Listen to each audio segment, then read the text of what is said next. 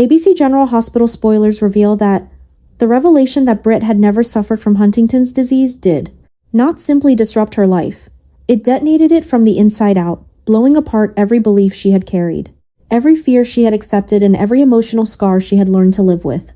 At first, the truth felt impossible, like a cruel joke whispered by fate, but as the evidence mounted, as each falsified scan and fabricated test result lined up with horrifying precision, Britt realized she had been living inside a nightmare designed by two men whose shadows had shaped her existence since childhood: Cesar Faison and Peter August. The idea that her illness had been nothing more than an orchestrated fabrication, a psychological trap constructed by the most twisted mind she'd ever known, filled her with a terror so sharp it nearly stole her breath. But terror quickly gave way to something else, something fierce and primal. When she learned who had uncovered the first thread of the truth, Rocco.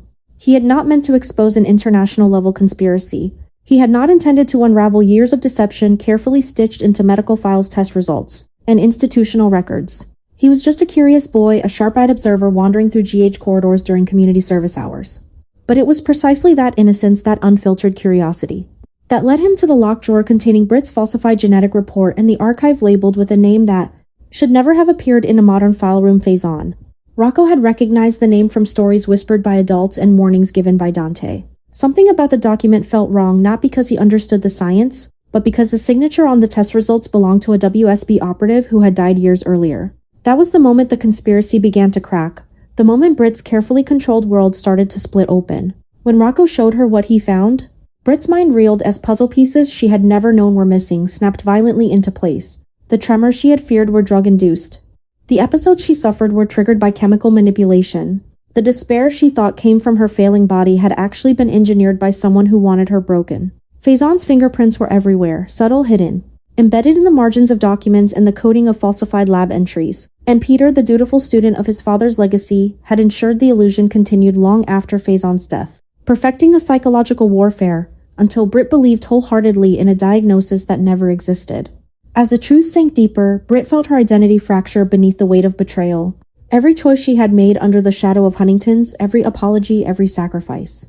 Every moment of preparing for death had been stolen from her. She had lived a half-life because someone else wanted her to. Rage bloomed in her chest, hotter and heavier with each passing second. But intertwined with it was something unexpected: possibility. She wasn't dying. She had never been dying.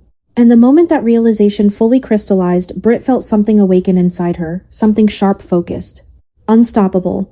Rocco watched her with wide eyes as she paced the room, gripping the falsified report like a lifeline and a weapon all at once. He didn't understand the magnitude of what he had revealed, but he felt the shift, the air tightening around Britt, as if the universe had pivoted under her feet. He worried he had done something wrong, but Britt knelt down, hands shaking, not with illness but with fury, and told him he had done something extraordinary. From that moment, Britt understood that Rocco had changed everything. Because of him, she could reclaim her future. Because of him, she could dismantle the lies built around her life. Because of him, she could finally break free of the legacy Faison had forced upon her since the day she was born. And more importantly, because of him, she could fight back. Yet the truth was not a gift without consequences. Rocco's discovery meant the conspiracy was bigger, darker, and far more deliberate than she feared. If Faison and Peter had gone to such lengths to fake her illness, then there were more secrets buried beneath the surface, secrets that could pull Rocco, Dante, and countless others into danger if Britt wasn't careful. She realized that her survival was now a threat to whoever continued Faison's work behind the scenes. Someone out there needed Britt weak. Someone needed her dying. Someone needed her silent. And now that she wasn't any of those things, she had become a problem. But Britt refused to be hunted ever again. She would trace every falsified document, track every signature, interrogate every shadow left behind in Peter's digital archives. She would tear open the truth with her bare hands if she had to. For the first time in years, she could see a future not defined by fear, but by vengeance, strength, and justice. And as she looked at Rocco, the boy who unknowingly gave her back her life, she made a silent promise: Faison's legacy. I would end with her. The lies would end with her. The fear would end with her. And her rebirth would begin now, forged not from illness but from the fire of truth. Restored by the courage of a child who refused to ignore what he saw. And because of that, Britt was no longer dying. She was becoming unstoppable. The moment Rocco decided to tell Dante everything he had seen, everything he had touched, everything he had accidentally uncovered in that dimly lit room of GH, the entire balance of Port Charles shifted as if someone had quietly nudged fate off its axis. And the consequences were immediate, heavy, and impossible to reverse. Dante listened to his son with a stillness that bordered on fear. A rare crack in the composure of a man who had survived shootouts, betrayals, kidnappings, and every form of violence Port Charles could generate. Yet nothing had prepared him for the idea that his child, had stumbled into the center of a conspiracy crafted by ghosts more dangerous than the living. And as Rocco repeated the story again, how he found Britt's falsified medical file, how he saw the signature of a dead WSB operative, how the name Faison kept appearing like a stain no one could scrub away, Dante felt the cold certainty that this was bigger than a mistake, bigger than a forged report, bigger than anything Britt could face alone. That was why he called Jason. Immediately. Without hesitation. Without thought for the chaos it would unleash. Because if there was one man who understood the danger of Faison's shadow still lingering in the world, one man who had fought that darkness with his bare hands, it was Jason. And when Jason arrived, silent, controlled, eyes already calculating the implications, Rocco's discovery transformed from troubling information into a crisis in the highest order. The three of them gathered in the quiet of Dante's living room. But the atmosphere felt more like the war rooms Jason used to operate from. Rocco's voice trembled as he repeated what he saw, and Jason listened with an intensity that made even Dante uneasy. Every word Rocco spoke was another needle threading through a puzzle Jason had never expected to revisit. Britt's illness fake, her decline engineered, her suffering manufactured by a hand that was still pulling strings even after death. It was no longer a medical discussion. It was a war crime. Dante understood the severity first. Jason understood the danger. But poor Rocco, understood only enough to know he had uncovered something that wasn't meant to be found. From there, everything moved fast. Jason insisted on seeing the files himself, tracing the chain of digital manipulation, and giving voice to the suspicion everyone feared but couldn't say aloud. Someone carrying on Faison's work was operating inside Port Charles, someone capable of planting records, forging tests, altering medical data, and orchestrating psychological torture on Britt for years. Dante struggled to decide whether to call this in officially or keep the investigation in the shadows where Jason worked best. Because once the PCPD got involved, once the WSB caught wind of it, once someone realized Britt was never supposed to live long enough to discover the truth, the real threat would begin.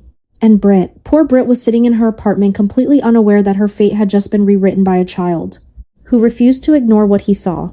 Jason's mind moved faster than his words.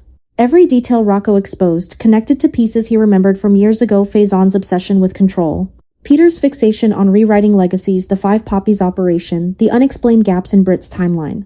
Jason realized something chilling. The hoax was not designed to kill Britt quickly. It was designed to trap her in a custinated, slow psychological collapse to keep her isolated, dependent, hopeless, malleable, because a woman who believes she is dying does not fight. But now she would. And that was precisely what made everything more dangerous. If the architect of Britt's false diagnosis discovered she was alive, healthy, aware, and preparing to fight back, the next step would not be more manipulation, it would be elimination. Dante knew this too, and the weight of protecting his son suddenly doubled because Rocco was no longer just a child who wandered into a raft. He was now a witness, the one who cracked open the entire illusion, the one who could identify documents, signatures, storage rooms, timelines. And Jason knew that Britt's life was about to change in ways she never imagined. Because once he told her the truth, once he handed her the evidence her enemies had hidden in plain sight, Britt would not simply reclaim her future, she would demand to know who stole it from her. She would want names. She would want blood. And Jason, for reasons he could not yet admit even to himself, felt responsible for standing beside her in whatever storm came next. Rocco's revelation had not only changed Britt's fate, it had forced an evolution. The woman who thought she was dying was gone. The woman who would rise in her place would be fierce, strategic, wrathful, and unafraid. And that terrified Jason as much as it impressed him. Because people who have nothing to lose are dangerous. But people who discover they were never meant to lose anything in the first place, they are unstoppable. As Dante and Jason prepared for the next steps, protect Britt, secure Rocco, identify the surviving remnant of Faison's operation, one truth settled over them with suffocating clarity: this discovery did not end the nightmare. It unleashed it. And somewhere in Port Charles, someone who believed they had buried their sins years ago was going to realize that a child had just dragged their secrets back into the light. And when Britt learned how deep the betrayal ran, when she realized her life had been stolen by design rather than destiny, everything in Port Charles would shift. Because Britt was no longer dying. She was no longer fading. She was awakening with Dante and Jason standing guard. And Rocco unknowingly lighting the match that set her rebirth into motion.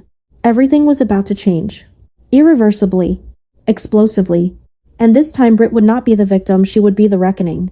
The moment the courts announced that Britt would receive temporary guardianship of Rocco, Port Charles erupted into a storm that no one, not even Britt herself, could have anticipated.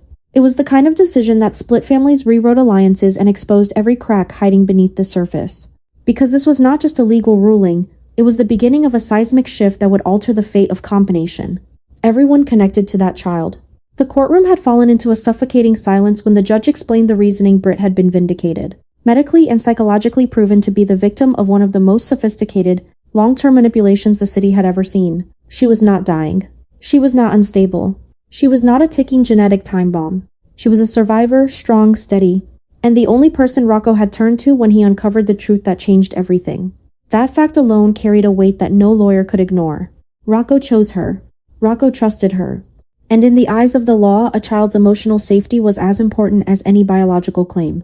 But for Dante, the ruling hit like a blade between the ribs.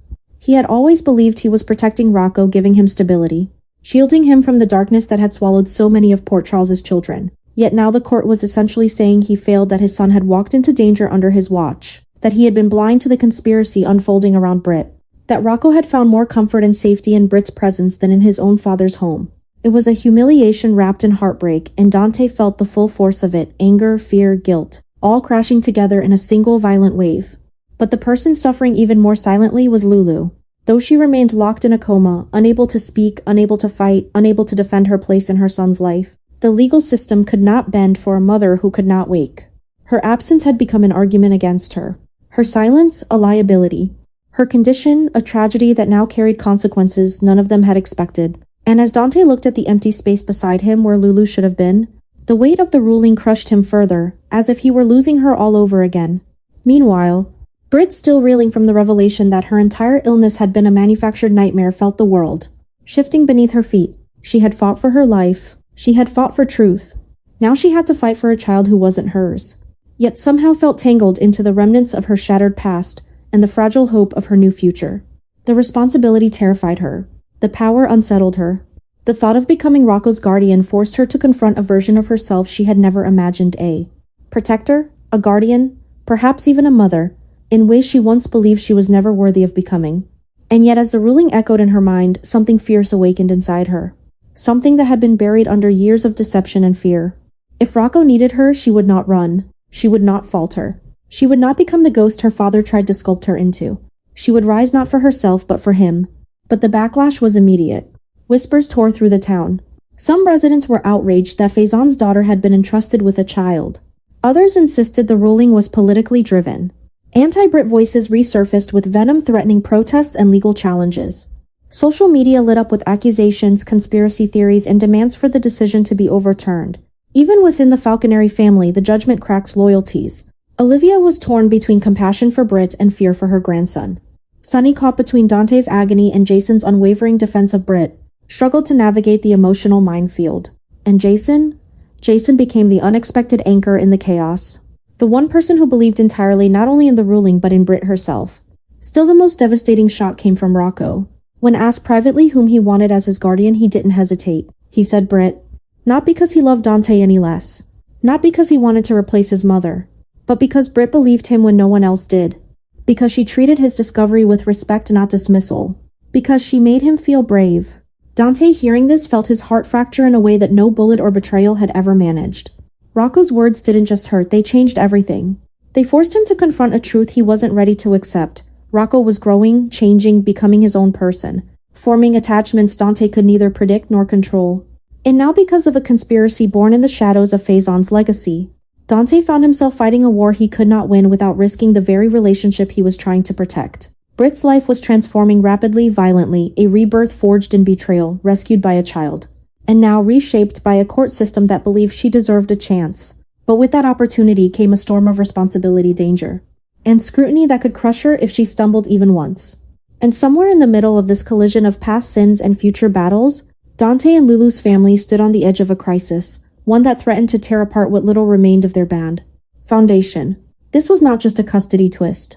It was the beginning of a reckoning, one that none of them were prepared for.